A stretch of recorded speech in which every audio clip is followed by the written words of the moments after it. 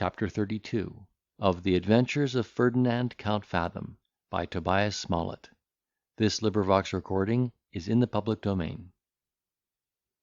Meanwhile, Fathom and his engine were busied in completing his equipage, so that in a few days he had procured a very gay chariot, adorned with painting, gilding, and a coat of arms, according to his own fancy and direction. The first use he made of this vehicle was that of visiting the young nobleman from whom he had received such important civilities on the road, in consequence of an invitation at parting, by which he learned his title and the place of his abode in London. His lordship was not only pleased, but proud to see such a stranger at his gate, and entertained him with excess of complaisance and hospitality, insomuch that, by his means, our hero soon became acquainted with the whole circle of polite company, by whom he was caressed for his insinuating manners and agreeable conversation. He had thought proper to tell the nobleman, at their first interview in town, that his reasons for concealing his knowledge of the English tongue were now removed, and that he would no longer deny himself the pleasure of speaking a language which had been always music to his ear. He had also thanked his lordship for his generous interposition at the inn, which was an instance of that generosity and true politeness which are engrossed by the English people, who leave not to other nations but the mere shadow of these virtues. A testimony like this, from the mouth of such a noble stranger, won the heart of the peer, who professed a friendship for him on the spot, and undertook to see justice done to his lacquey, who in a short time was gratified with a share of the seizure which had been made upon his information, amounting to 50 or 60 pounds. Ferdinand put not forth the whole strength of his accomplishments at once, but contrived to spring a new mine of qualification every day, to the surprise and admiration of all his acquaintance.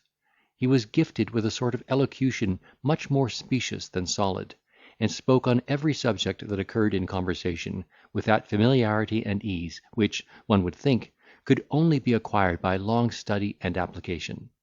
This plausibility and confidence are faculties really inherited from nature, and effectually serve the possessor, in lieu of that learning which is not to be obtained without infinite toil and perseverance.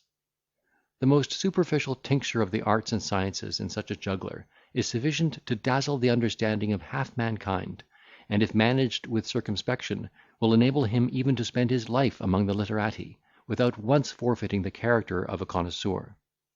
Our hero was perfectly master of this legerdemain, which he carried to such a pitch of assurance, as to declare, in the midst of a mathematical assembly, that he intended to gratify the public with a full confutation of Sir Isaac Newton's philosophy, to the nature of which he was as much a stranger as the most savage Hottentot in Africa. His pretensions to profound and universal knowledge were supported not only by this kind of presumption, but also by the facility with which he spoke so many different languages, and the shrewd remarks he had made in the course of his travels and observation. Among politicians, he settled the balance of power upon a certain footing, by dint of ingenious schemes, which he had contrived for the welfare of Europe. With officers, he reformed the art of war, with improvements which had occurred to his reflection while he was engaged in a military life. He sometimes held forth upon painting, like a member of the Dilettanti Club. The theory of music was a theme upon which he seemed to expatiate with particular pleasure. In the provinces of love and gallantry he was a perfect Orundates. He possessed a most agreeable manner of telling entertaining stories, of which he had a large collection. He sung with great melody and taste, and played upon the violin with surprising execution. To these qualifications let us add his affability and pliant disposition, and then the reader will not wonder that he was looked upon as the pattern of human perfection, and his acquaintance courted accordingly. While he thus captivated the favour and affection of the English nobility, he did not neglect to take other measures in behalf of the partnership to which he had subscribed. The adventure with the two squires at Paris had weakened his appetite for play, which was not at all restored by the observations he had made in London, where the art of gaming is reduced into a regular system, and its professors so laudably devoted to the discharge of their functions, as to observe the most temperate regimen, lest their invention should be impaired by the fatigue of watching or exercise, and their ideas disturbed by the fumes of indigestion. No Indian Brockman could live more abstemious than the two of the pack, who hunted in couple, and kennelled in the upper apartments of the hotel in which our adventurer lived. They abstained from animal food with the abhorrence of Pythagoreans, Their drink was a pure simple element. They were vomited once a week, took physic or a glister every third day, spent the forenoon in algebraical calculations, and slept from 4 o'clock till midnight, that they might then take the field with that cool serenity which is the effect of refreshment and repose. These were the terms upon which our hero would not risk his fortune. He was too much addicted to pleasure to forego every other enjoyment but that of amassing, and did not so much depend upon his dexterity in play as upon his talent of insinuation, which by this time had succeeded so far beyond his expectation, that he began to indulge the hope of enslaving the heart of some rich heiress, whose fortune would at once raise him above all dependence. Indeed, no man ever set out with a fairer prospect on such an expedition;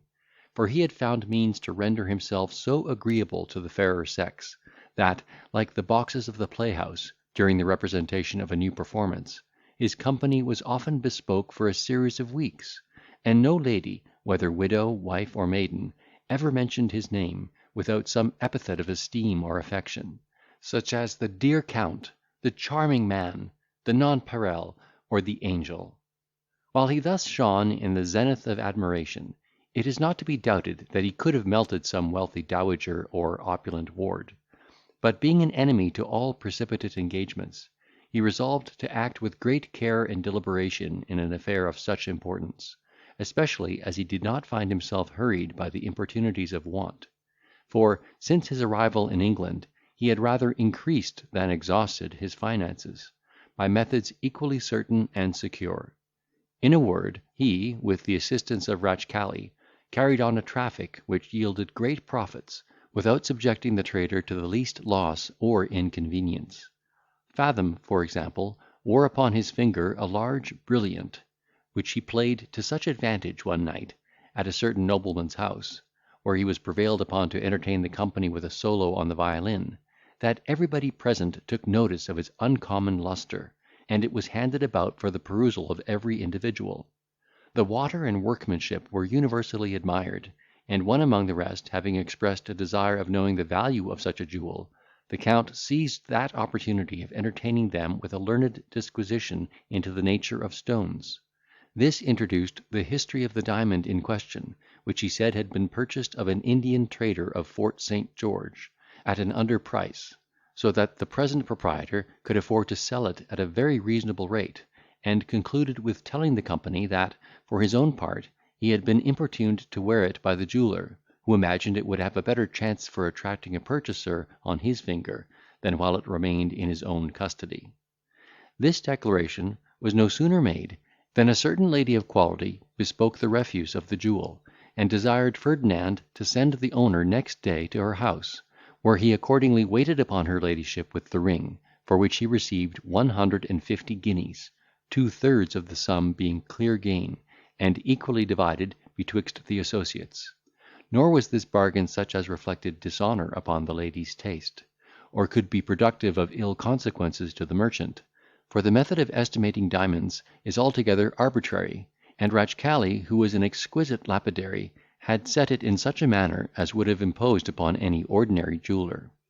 By these means of introduction, the Tyrolese soon monopolised the custom of a great many noble families, upon which he levied large contributions, without incurring the least suspicion of deceit.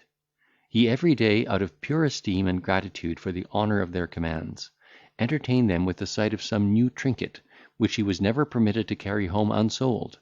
and from the profits of each job, a tax was raised for the benefit of our adventurer.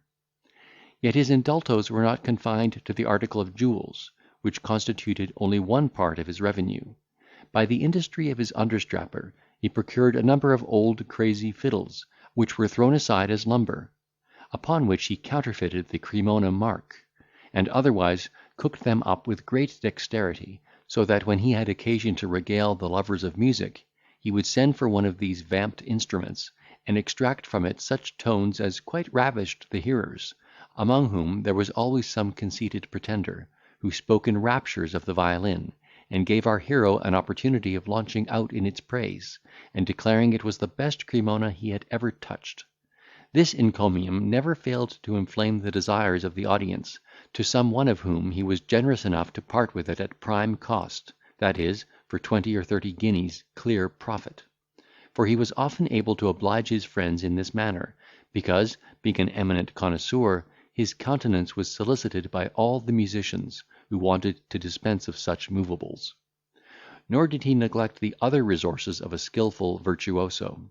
Every auction afforded some picture, in which, though it had been overlooked by the ignorance of the times, he recognised the style of a great master, and made a merit of recommending it to some noble friend. This commerce he likewise extended to medals, bronzes, busts, intaglios, and old china, and kept divers artificers continually employed in making antiques for the English nobility. Thus he went on with such rapidity of success in all his endeavours, that he himself was astonished at the infatuation he had produced. Nothing was so wretched among the productions of art, that he could not impose upon the world as a capital performance; and so fascinated were the eyes of his admirers, he could have easily persuaded them that a barber's bason was an Etrurian patera, and the cover of a copper pot no other than the shield of Ancus Martius. In short, it was become so fashionable to consult the Count in everything relating to taste and politeness, that not a plan was drawn, not even a house furnished, without his advice and approbation. Nay, to such a degree did his reputation in these matters excel, that a particular pattern of paper hangings was known by the name of Fathom, and his hall was every morning crowded with upholsterers and other tradesmen, who came, by order of their employers, to learn his choice and take his directions. The character and influence he thus acquired, he took care to maintain with the utmost assiduity and circumspection. He never failed to appear the chief personage at all public diversions and private assemblies, not only in conversation and dress, but also in the article of dancing, in which he outstripped all his fellows as far as in every other genteel accomplishment.